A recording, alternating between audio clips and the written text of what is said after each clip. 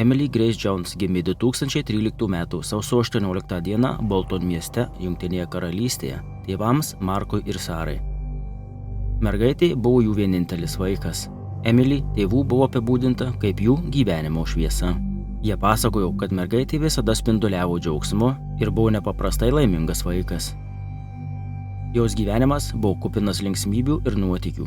Ji mėgo jodinėti, plaukioti ir kopinėti lapiojimo sieną. O tėtis Markas ją mokė slidinėti sniego arenos trasoje esančioje netoli Mančesterio. 2020 m. kovo 22 d., kuri taip pat buvo ir motinos diena Jungtinėje karalystėje, 7 metų Emily su džiaugsmu įteikė mamai atviruką ir šeima nusprendė eiti pasivaikščioti į vietinį Queen's Parką.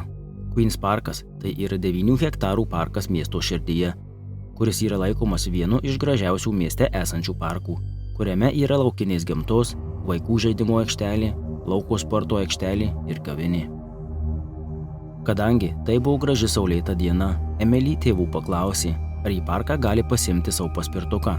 Ir tėvai mergaitė neprieštaravo. Jiems atvykus, mergaitės mama Sara nusprendė atskirai pabėgioti, o Markas ėjo iš paskos, kol Emily važiavo paspirtuku, ir jie abu planavo eiti nusipirkti ledų. Mergaitei važiuojant plačiu taku, einančiu palei didelę žalią kalvą, tėtis paskatino ją važiuoti greičiau. Tuo pat metu, žvalgydamasis gal pamatys savo žmoną Sarą. Mergaitei besivažinėjant pirmyn atgal parko keliukais, ji pastebėjo savo mamą, bėgančią kalvos apačioje, ir ji sušuko Markui: Tėti, tėti, noriu eiti pas mamą. Kelio atkarpa nuo Emily iki jos mamos buvo matoma Markui, todėl jis atšaukė dukrą, kad ji gali eiti pas mamą. Mergaitė iš karto pasileido vingiuotu takeliu žemyn. Ir besileisdama žemyn, mergaitė šaukė mamą, kad atkreiptų jos dėmesį. Mergaitė besileidžiant žemyn, ant suolelio sėdėjusi vieniša moteris staiga pašauko nuo jo, pagriebė mergaitę, iš galo apkabino Emilijos galvą ir su statybiniu peiliu perpjovė jos gerklę. Visa tai įvyko vos per kelias sekundės. Sara bėgiojo užsidėjusi ausines, todėl ji net nematė ir negirdėjo Emily, todėl ji tiesiog nubėgo toliau. Markas, buvęs už maždaug 180 metrų, iš pradžių manė, kad jo dukra nukrito nuo paspirtuko ir kažkoks žmogus, laikantis Emily, tiesiog padeda jai atsistoti. Kol šalia esanti moteris pradėjo klykti, ji buvo padurta. Markas puolė bėgti prie sužeistos mergaitės, kol jos užpuolikė jau buvo numetusi mergaitę ant žemės ir pabėgusi iš įvykių vietos. O Markas tuo metu glaudė dukrą prie savęs, šaukdamas pagalbos. Emily tuo metu jau buvo kritinės būklės ir sunkiai kvėpavo. Šalia esantis praeivis davė Markui savo marškinėlius, kad jis galėtų pristabdyti kraujavimą, o kaip tik netoliese buvusi slaugytoja atliko mergaitai pirmąją pagalbą.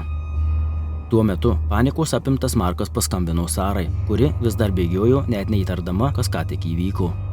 Vyras pradėjo šaukti į telefoną: Grįžk, Emily buvo padurta. Neužilgo atvyko greitosios pagalbos tarnybos, o Emily sraigtasparniu buvo nugabenta į Salfordo karališkąją ligoninę. Tačiau deja, Emily mirė nepraėjus pusvalandžiui nuo atvykimo į ligoninę. Pirmieji į įvykio vietą atvykę policijos pareigūnai greitai sulaikė Emily žudikę, bet tai pavyko su drąsaus praeivio pagalba, kuris vaikščiojo Queen's Parke su savo žmona. Ir tai jis sulaikė žudikę, neleisdamas jai pabėgti, iki kol atvyko pareigūnai. Neužilgo internete pasirodė vaizdo įrašas iš policijos kūno kameros, kuriame buvo matyti, kaip moteris yra suimama. Žudikė netrukus buvo identifikuota kaip 30-metė Eltiona Skana, paranoidinė šizofrenikė iš Albanijos, kuri neteisėtai atvyko į Jungtinę karalystę sunkvežimiu.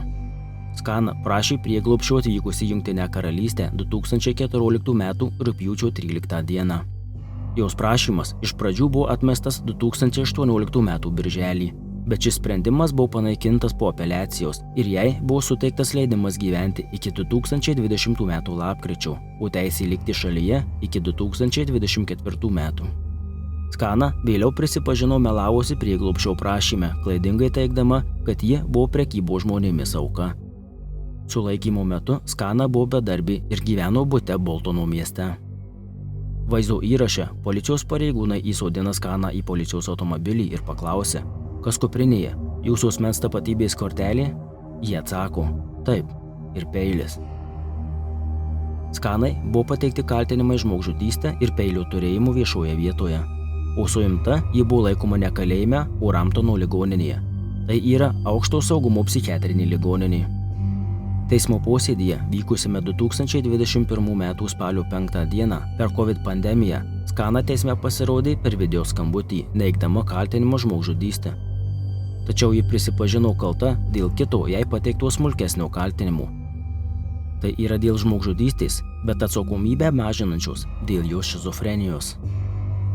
Teisme buvo atskleista, kad Skana jau buvo paguldyta į psichiatrinę ligoninę 2015 metais, po to, kaip grasino kaimynams ginklu. O 2017 metais ji vėl buvo sulaikyta ir paguldyta į psichiatrinę iš po to, kai dūrė savo mamai į ranką peiliu ir grasino savo seseriai. Policija Skanos bute rado antipsichozinių vaistų, kurių, kaip teigia gynybos advokatas, buvo apie 1 mėnesio atsargos, o tai reiškia, kad ji buvo nustojusi vartoti savo vaistus. 4 teismo dieną psichiatrijos slaugytojas iš Ramptono ligoninės pasakojo, kad Skana jam sakė, aš nužudžiau žmogų, todėl esu čia. Tai buvo iš anksto suplanuota. Aš laukiau parke, pasirinkau auką, nužudžiau ją ir bandžiau pabėgti. Skana laikant Ramptono ligoninėje, ligoninės personalas pastebėjo, kad ji elgėsi keistokai. Buvo pastebėta, kad ji isteriškai juokėsi, kai per televiziją pamatė mergaitę, kuri pasirodė panaši į Emily Jones. O kitas incidentas buvo toks, kai Skana įsiuto taip stipriai, kad jai pradėjo putoti iš burnos. Teismo metu Emily tėvai davė pareiškimą, kuriame buvo sakoma: Emily buvo mūsų širdies plakimas, energija mūsų žingsniuose ir priežastis, dėl kurios mes kas rytą keldavomės. Emily buvo mūsų graži, gyvybinga mažylė, energijos kamuoliukas ir užkrečianti asmenybė. Ji buvo protinga ir linksma, gera širdį, neturinti nei lašelio pykčio savo kūne. Vaizdo stebėjimo kameros užfiksavo Skaną, kai ji vaikščiojo po miestą, įskaitant apsilankymą prekybos centre. Prokurorai tvirtino, kad tą dieną ji nusipirko peilį, kuriuo galiausiai nužudė auką. Skanos advokatas teigė, kad skiriant bausmę, visuomenės interesas sutampa su jos laikymu psichiatrinėje ligoninėje, o ne kalėjime. Teismo metu teisėjas pasakė, kad Skanas savo bausmę turi atlikti Ramptono sugriežtinto saugumo psichiatrinėje ligoninėje ir pabrėžė, kad Skana turėtų būti paleista tik tada, jeigu ji nebekeltų grėsmės visuomeniai. Taip pat jis pridūrė, kad nepaisant jos psichikos ligos, Skana turėjo didelę atsakomybės dalį už šį nusikaltimą. O skelbdamas nuosprendį teisėjas Skanai pasakė, tai reiškia, kad būsite laikoma ligoninėje, iki kol tai bus būtina. Ir jei arba kai nebus būtina, būsite perkelta į kalėjimą, o patekus į kalėjimą atliksite likusią bausmės dalį ten. Eltiona Skana buvo nuteista mažiausiai 8 metams. Užbaigdamas nuosprendį teisėjas pasakė, jeigu jūs niekada nebūsite laikoma tinkama paleidimui, liksite ligoninėje arba kalėjime iki savo gyvenimo galo. Ir galiausiai Eltiona Skana buvo nuteista mažiausiai 8 metams.